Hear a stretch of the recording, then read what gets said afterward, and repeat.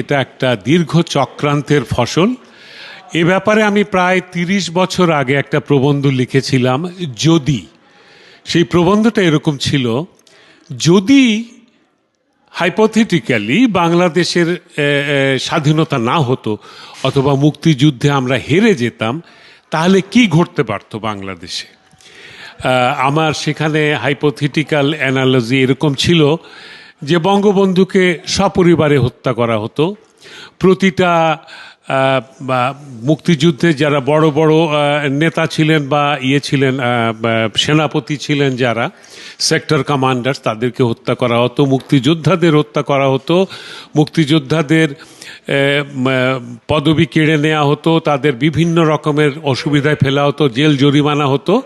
হ্যাঁ, এগুলো হতে থাকতো। হ্যাঁ, অদ্ভুতভাবে গত 50 বছরে, 48 বছরে আমি বলবো, ক্রমান্বয়ে এই সব কিছু ঘটেছে। এবং আমি অনুমান করেছিলাম একটা অন্তঃসলীলা চক্রান্ত কাজ করে যাচ্ছে, একটা ষড়যন্ত্র কাজ করে যাচ্ছে। হ্যাঁ, এবং এই গত জুলাই আগস্টে এসে এই ষড়যন্ত্রের চরম একটা রূপ আমরা প্রত্যক্ষ করলাম। আমি মনে করি এটা পুরোটাই সাজানো, এটা meticulously planned and executed operation. এখানে যারা কাজ করেছে এরা ট্রেন্ড। এদের অপারেশনের ধরন দেখেই আমি তখনই বলেছি, প্রথমেই বলেছি যে আড়ালে কে। কারণ সাধারণ ছাত্ররা কখনোই জানে না কি করে এই একের পর এক স্থাপনা পুড়িয়ে দিতে হয়, ভেঙে ফেলতে হয়, বিস্ফোরক ব্যবহার করে সব কিছু জ্বালিয়ে পুড়িয়ে দিতে হয়। ওরা এগুলো জানে না। বড়জোর পুলিশের থেকে ইট পাটকেল ছুটতে জানে, এর বেশি কিছু নয়। তাহলে এগুলো কারা করলো? আড়ালে যারা ছিল। কারা আড়ালে ছিল? এখন যারা ক্ষমতা দখল করেছে। এই ক্ষমতা দখলকারীরা স্বাধীনতা বিরোধী, মহান মুক্তিযুদ্ধকে এরা মুছে দিতে চায়, 7ই মার্চকে মুছে দিতে চায়, 25শে মার্চকে মুছে দিতে চায়, 16ই ডিসেম্বরকে মুছে দিতে চায়। আমাদের পুরো স্বাধীনতা এবং 30 লক্ষ শহীদের যে ত্যাগ, যে বেদনা, যে ক্রন্দন, যে কান্না, যে ইতিহাস আমাদের রয়েছে, এই মহান মুক্তিযুদ্ধের সব কিছু তারা মুছে দিতে চায়। কারণ এটা তাদের এজেন্ডা। কেন এজেন্ডা? কারণ যারা 71-এ হেরে গিয়েছিল, তারা তাদের পরাজয়ের গ্লানি মুছে ফেলার জন্য গত 50 বছর ধরে এরা ষড়যন্ত্র করছে। এবং প্রতি পদে পদে এইসব ষড়যন্ত্রের ফলশ্রুতি আমরা দেখতে পাচ্ছি। আজকে জেরাই খান পান্না মুক্তিযুদ্ধের পক্ষে কথা বলেছেন বলে এই বৃদ্ধ মুক্তিযোদ্ধাকে অপদস্থ করা হচ্ছে।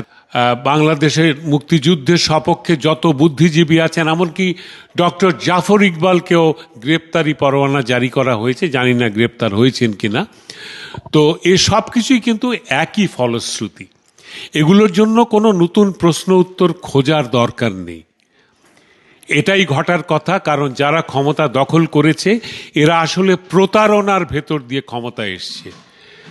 এরা ছাত্র জনতার সংগ্রাম নয়, এটা প্রতারকদের ক্ষমতা দখল করার, লাশ ফেলে দেশের জনগণকে খেপিয়ে তুলে ক্ষমতা দখল করার একটা অপচেষ্টা। দেশের বিরুদ্ধে একটা ষড়যন্ত্র চলছে, অনেক আগে থেকেই চলছে। মহান মুক্তিযুদ্ধ, স্বাধীনতার পক্ষে যারা কথা বলেন তাদেরকে অবদমিত করে, মহান মুক্তিযুদ্ধের ইতিহাস মুছে ফেলে, বঙ্গবন্ধুকে অস্বীকার করে, এবং বাংলাদেশের মুক্তিযুদ্ধের যত স্থাপনা সবই তো ধ্বংস করা হয়েছে। কাজে আপনারা এখনো জেগে উঠুন, দেশের মানুষ, একবার বোঝার চেষ্টা করুন। এটা সাধারণ কোনো গণজাগরণ অথবা অভ্যুত্থান নয়। এটা ষড়যন্ত্র করে ক্ষমতা দখল করার একটা নিকৃষ্ট পন্থা।